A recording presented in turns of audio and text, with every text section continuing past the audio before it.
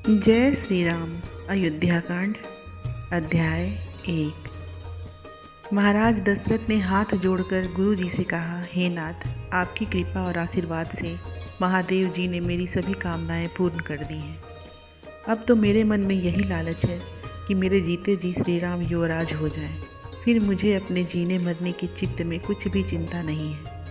यह सुनकर वशिष्ठ जी बोले, राजन, तुमने बहुत अच्छा कार्य सोचा है। इसे शीघ्र ही करना चाहिए, देरी मत करो। यदि विधाता अनुकूल रहे तो सबके साथ मिलकर यह जीवन का लाभ लूट लो।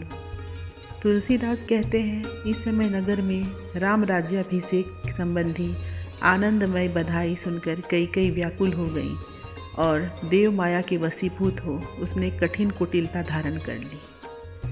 भगवान राम के मुख से वन गमन का प्रस्ताव सुन माता कौशल्या कहने लगी, मेरे प्राणधार राम, सुनो, जिनके कारण तुम्हारे चरणों का वियोग होता हो उस श्रुति सम्मत सत्य वचनों को मैं तुम्हारे ऊपर निछावर करती हूँ। जो सारे साधनों का फल है उस प्रभु को अनायास ही प्राप्त कर लिया, फिर भी उसकी तो संभाल की नहीं। अब श्री हरि को त्याग कर धर्मशील होने चले हैं।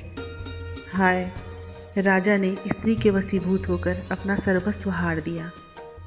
जैसे मूढ़ पुरुष सुंदर कांचमणि देखकर हाथ से चिंतामणि गिरा देता है। राम मुनीश्वरों के नित्य रूप चकोरों के लिए चंद्रमा है और साक्षात श्री शंकर के प्राण सर्वस्त्र है। राजा ने तो इस बात का भी विचार नहीं किया। हे तात, यद्यपि स्वामी ने माया के वशीभूत होकर ही अपने सुख निधान पुत्र तुम्हें त्याग दिया है, तथापि हे दीनबंधु, हे दयामय, हे मेरे लाल रघुनंदन, तुम हमें तो मत छोड़ो। तुलसीदास कहते हैं, माता के ये अतिशय प्रीति और विनय युक्त वचन सुनकर कोमल हृदय भगवान राम वहाँ से चल न सके और सोचने लगे, यदि मैं माता का प्रिय करने के लिए यहीं रह जाऊं तो देवता, ब्राह्मण और पृथ्वी का भय कौन दूर करेगा। हे सुंदर रघुनंदन, आप रह जाइए। पुत्र, यदि तुम पिता के वचनों का पालन करने में ऐसे तत्पर हो तो हे तात, तुम्हारे लिए माता भी तो माननीय है। तुम्हारा यह स्वभाव तो वेद में भी विख्यात है कि रघुनाथ जी सर्वदा सत्पुरुषों को ही सुख देने वाले हैं। अतः मैं बलिहारी जाऊं, तुम अपनी वेदोक्त मर्यादा की रक्षा करो और धनुष बाण उतार कर रख दो। राम के वन आगमन का समाचार पाते ही सारा नगर शोक कूप में डूब जाएगा और महाराज भी प्राण छोड़ देंगे। अरे राम चरणों से विछोह करने वाले विधाता, देख, यह दोष अब तेरे ऊपर आने वाला है। तुलसीदास कहते हैं, माता के ये वचन सुनकर प्रभु नेत्रों से जल बहाने लगे।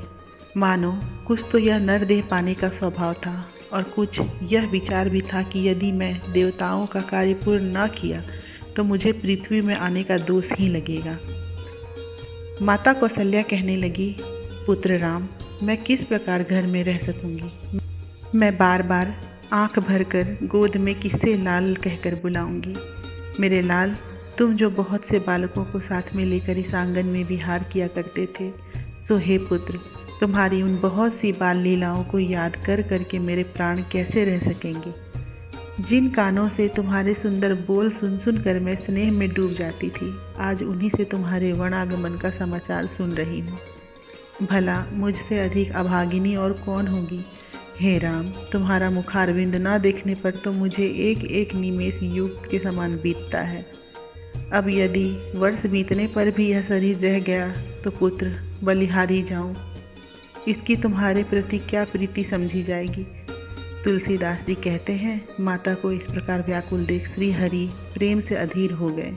उनका कंठ भर आया, नेत्रों से जल बहने लगा और उन्होंने बार बार शीघ्र ही लौट आने के लिए कहा। फिर सीता जी को साथ चलने के लिए हट करती देख भगवान राम ने कहा, हे प्रिय, हमारे कहने से तुम घर में ही रहो।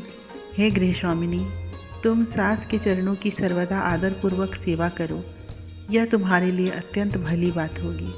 हे राजकुमारी, वन का मार्ग बहुत ही कठिन और कष्ट का कीर्ण है। हे गजगामिनी, तुम अपने कोमल चरणों से उस पर कैसे चल सकोगी। अनगिनत दिन और रात्रियां तक तुम दुस्सह वायु, वर्षा, शीत और घाम कैसे सह सकोगी। हे विद्युत कांतिमयी, मैं भी पिताजी की आज्ञा पालन कर शीघ्र ही लौट आऊँगा।